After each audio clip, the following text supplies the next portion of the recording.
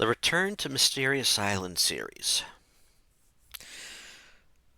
This was an interesting little set of two games. It was literally based on the works of Jules Verne. I mean, he wrote the original, well, he co-wrote the original story of The Mysterious Island. And his input on it has linked several of his works to it. So it is an intriguing setting for a new game, even though, according to the novel, it was destroyed. Well, this is, of course, explained in the lore in the game that Jules Verne was actually in, quote, contact with Captain Nemo and kept the existence of an island a secret by changing the ending of the story. Now, of course, they brought this game to the modern day by having someone cast away on it in the modern day, thus entering our character, our heroine, Mina, who, due to a mishap, who was in a round-the-world sailing expedition, she got caught in a storm and becomes stranded on the shores of the island. Now, of course, you would think that this island is uninhabited. However, you quickly discover that there was life.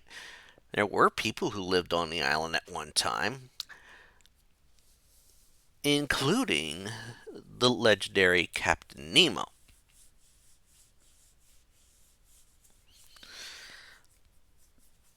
Now, of course, this is a game that combines the point-and-click puzzle solving style with survival, as there could appear to be multiple ways to solve certain puzzles that involve survival.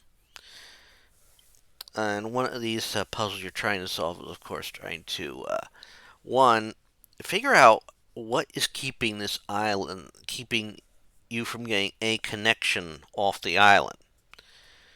And also, as well as getting power to your own devices that you have.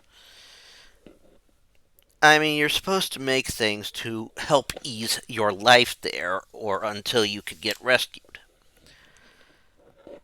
And of course, in following tradition with how the original story went, uh, she ends up befriending a monkey who was sort of picked on by other monkeys on the island. This is Jep. She names him Jep, actually. Not sure why she chose Jep as the name,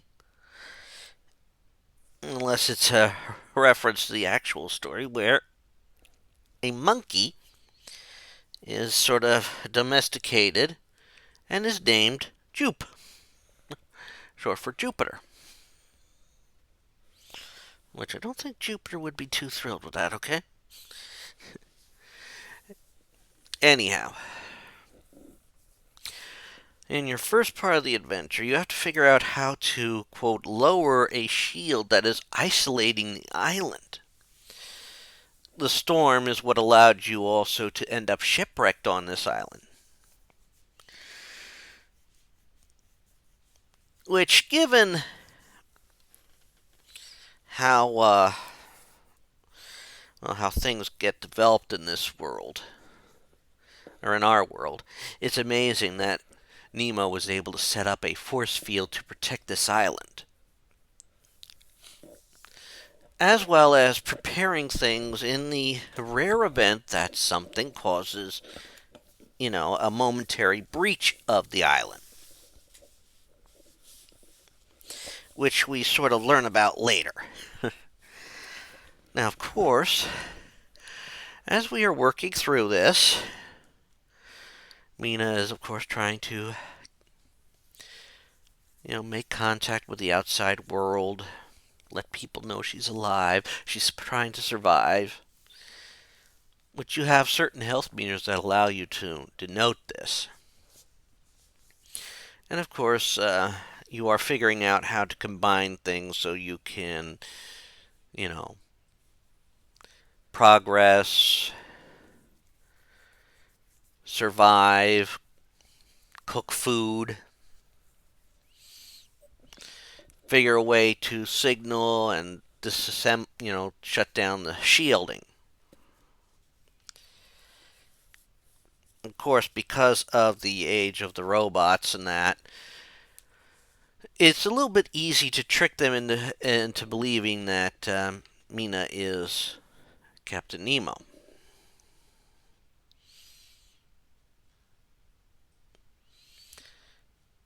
In the end, of course, we do manage to use all our skills and that, and instructing Jep by giving him different things to progress. I mean, you can't progress until you get on certain things until one you could get past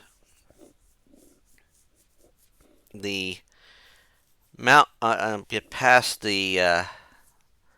the beach area. You can't leave the beach area to explore until your health is up to maximum. So literally, you're spending the first part of the game just trying to get your health back up. Of course, then once you get into the main island, at least the area you can access, you are trying to find out where certain people are, or well, not certain people are. What you're trying to discover what kind of life was here on the island. Why is there a settlement on the island?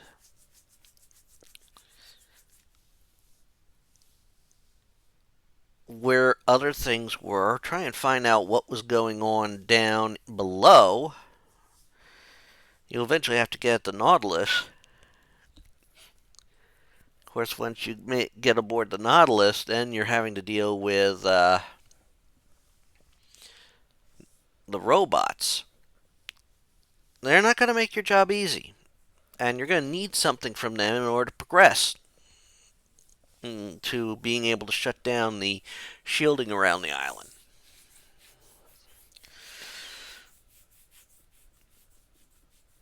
It's not going to be easy to wipe them all out.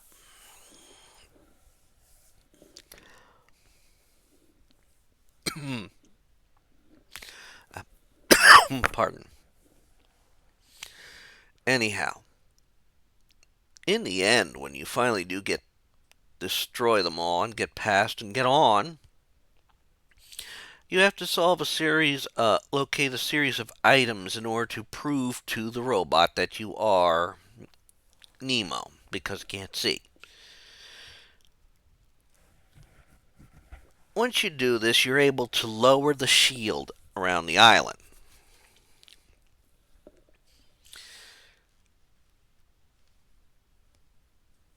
And about this time, you can then signal for, the story would progress that help can be summoned and Mina would get off the island. Now, it took them about 4 or 5 years to get a sequel out.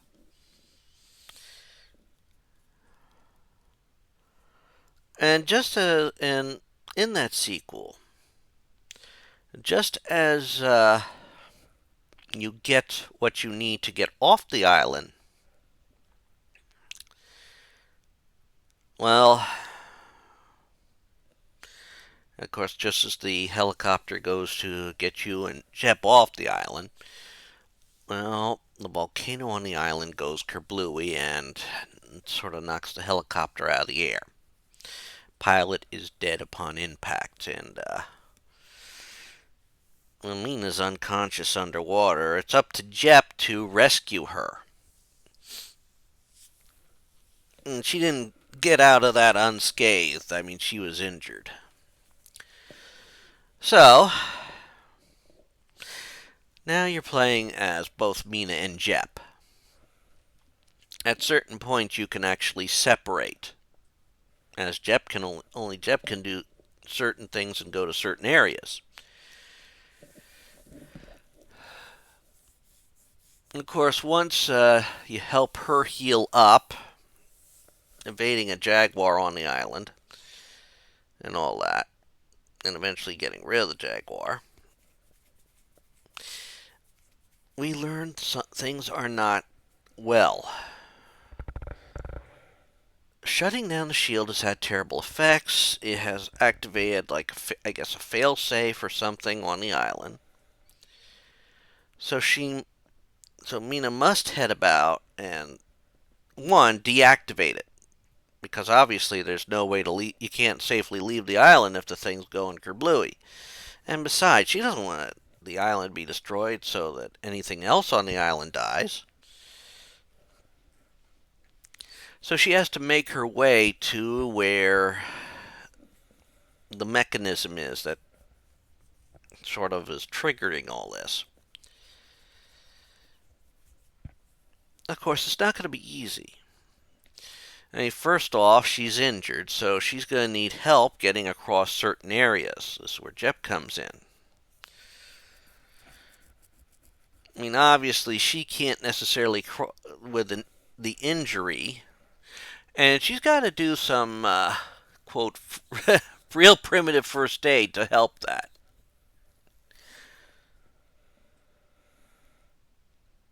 But of course, the trick here is, like, you're going to get to a part of the island you've never been before.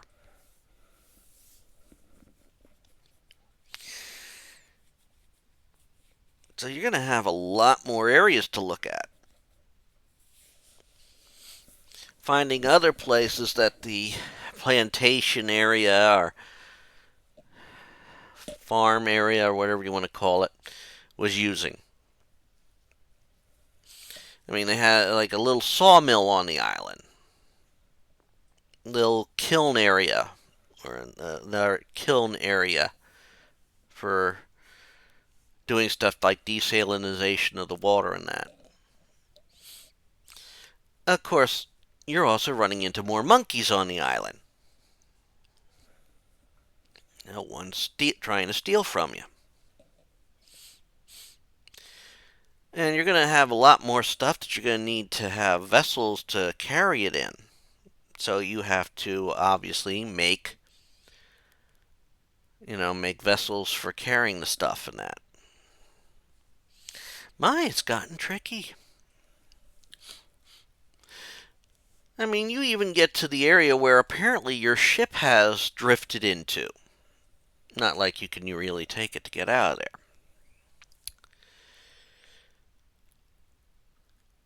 Well, as things play out, you also discover the pathway to where you need to go, which appears to be a bit of a sacred area for the monkeys.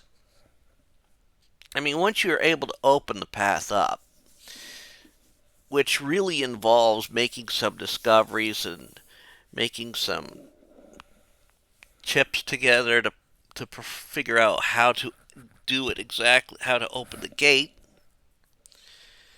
as well as some finagling and wheeling and dealing with some monkeys.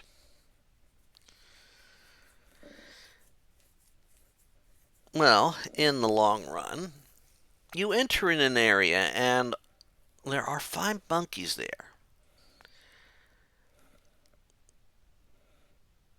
And of course, the two out there are like 2 really aggressive alphas. And while the others don't really have a reason to trust you or Jep. And so you're relying on Jep to sort things out. Now, of course, as you're making your way to this sector, you're discovering some things as the game progresses. Like, for one, something is happening to the life on the island. It looks like it's getting sick.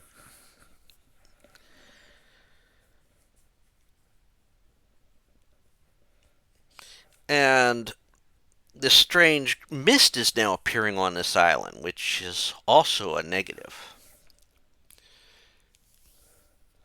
At least you think it's a negative. Once you're able to, of course, befriend at least three of the monkeys, two of which are female. One is a rather artistic one that you'll have to befriend. You then have to take care of the other two by, of course, scaring them off. Once they're gone, the monkeys will allow you to progress and enter into an inner sanctum. Of course, a good portion of this is linked to musical puzzles, figuring out how to rescue another monkey,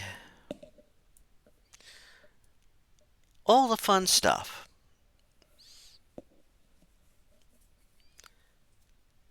Of course, by the time you then get everything together, you get into the main part of the island, or get into the underground where there's this almost alien-like mechanism in which uses these biopods, one to allow you access deeper in, and also reveals things to you, allowing you to sort of get a feel for what has gone on this island in the past. Even seeing things from your point of view, if that is a surprise. Eventually, once you get past this and move into the next area, what you find Nemo's lab. And you're able to activate things so that, you can stop the island from going kablooey, for one thing. But of course, in the process, one of the big mean monkeys, which isn't too bright, messes things up and then dies shortly afterwards. Apparently, he was sick. Same thing that's happening to everything on the island.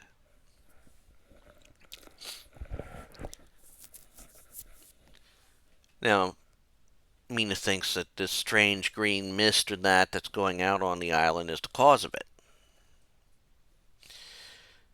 And then when Jep gets sick, she's got to try and figure out what to save his life.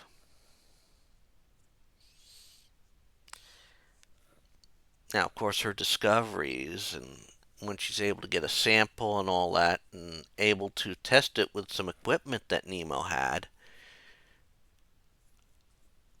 we discover, as she's trying to find an antidote, that the mist is not the poison.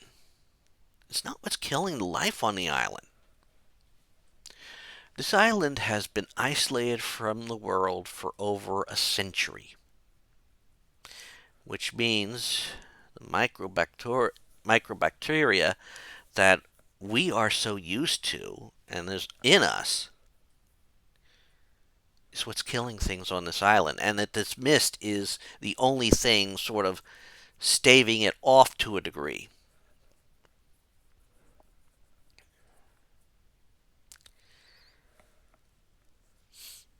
And so now you are left with a very difficult choice. The choice of to reactivate the shield, isolating the island again, and never leaving the island. But at least Jep will be alive. Or leave the shield off, so you can escape the island, knowing full well that it means Jep will die, as well as everything else on the island.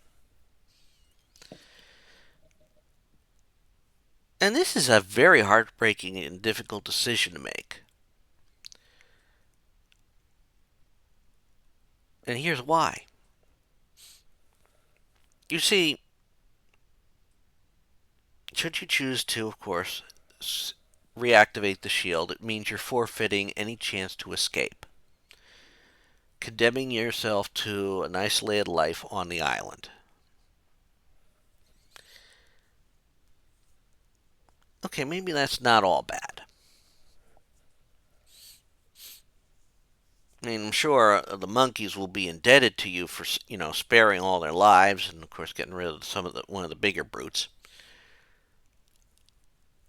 But I mean, Mina will never see her friends or family again.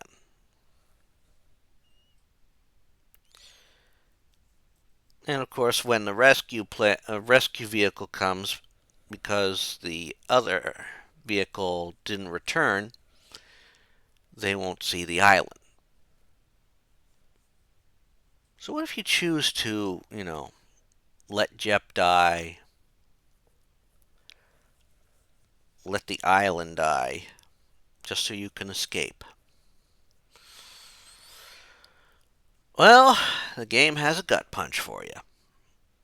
Second one. Because if Mina does allow that, the mist on the island is going to scare off the rescue vehicle because they don't know what this mist is doing. And I'm going to be honest, if you come across some place that's covered in a green mist, your thoughts are going to be, this ain't a good thing, let's leave it be. End of story.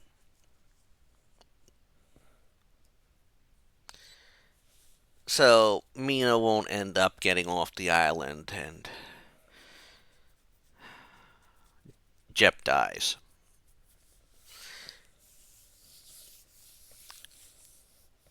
I mean, obviously, she probably at that point put the shield back up because, well, let's face it, there's no choice.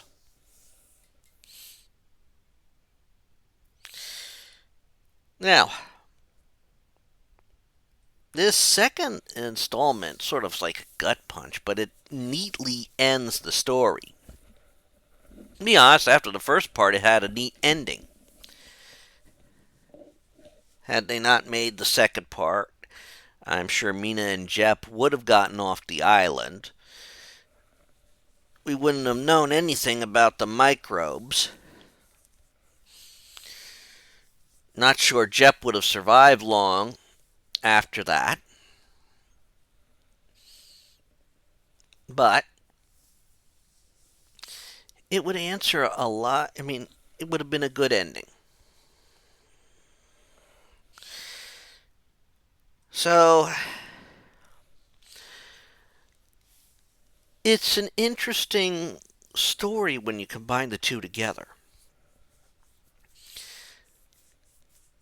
Of course, being, did we make it? Yes. Are we going to survive? Yes. And then get thrown that loop. Can we survive and keep everything else in place? The questions both parts raise are good ones. Could there have been a third one? It's very hard to say.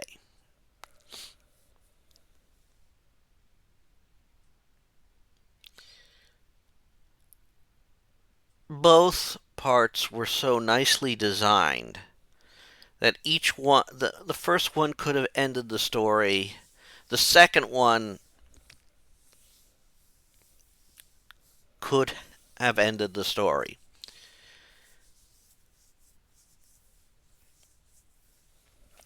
Although the second one feels like a huge gut punch when you think about the whole story. They're good games. And it's hard to say if there is a timeline on the games. Or set in, if there is a time limit set in the games. Because each game had sort of like something's coming. That kind of feel.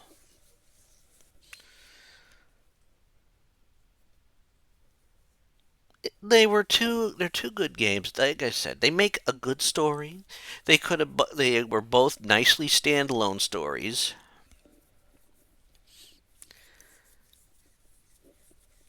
The first one limits where you can go. The second one gives you more areas to work with, while also sort of, limiting where you can go in the second, on in that first of the first one. It's definitely a very good game series. I'm glad I had a chance to play them.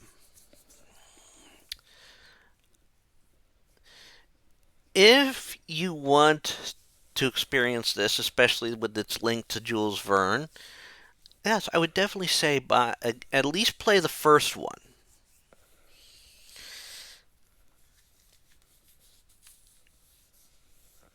Get the second one if you feel you can handle the full story.